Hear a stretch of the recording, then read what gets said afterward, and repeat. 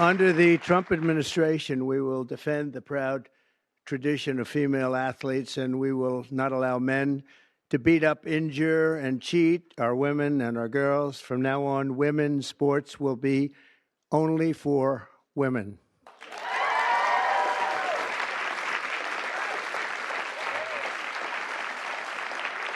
For a lot of trans youth out there, it just means, once again, their country's declaring war on them. And this is going to affect people's mental health. I'll admit it's affected mine, and I'm 53 years old.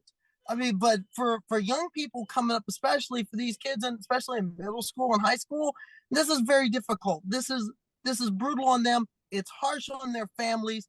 And don't think that this is the end of it.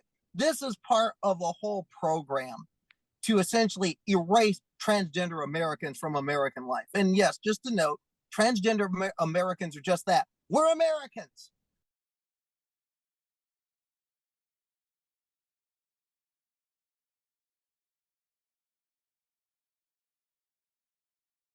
Today is another example, at the highest level in seat and position and power in the world, watching the new president of the United States articulate complete, utter nonsense and doing complete harm to the most vulnerable communities in his own society within the boundaries of the United States, which will have generational harm long term. One win does not make domination. One kid winning one race at a national championship swim meet 3 years ago is not domination.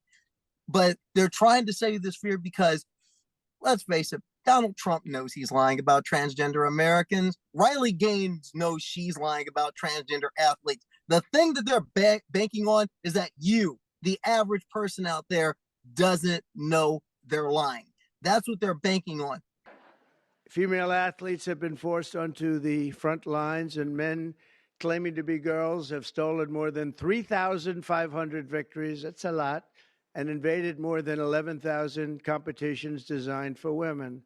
First of all, the numbers they don't exist. Understand that there's 0.01% gender variant people living in our society as a whole. So it's a very tiny, tiny grouping of people that he's actually targeting.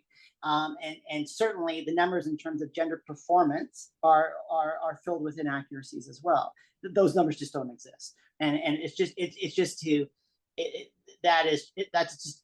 it's incomprehensible of somebody in the highest seat in the world, the most powerful seat in the world, to project such misinformation, not just in the United States but globally, on such an issue that has a tremendous impact in the United States but also worldwide.